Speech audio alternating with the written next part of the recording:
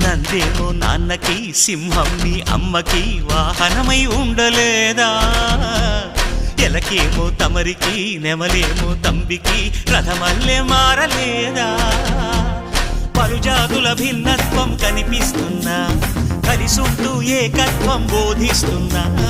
ఎందుకు మాకి హింసావాదం, ఎదిగేటందుకు అది ఆటంకం.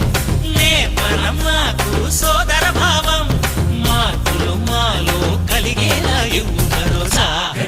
గం గణపతి గం గణపతి గం గం గం గం గం గణపతి.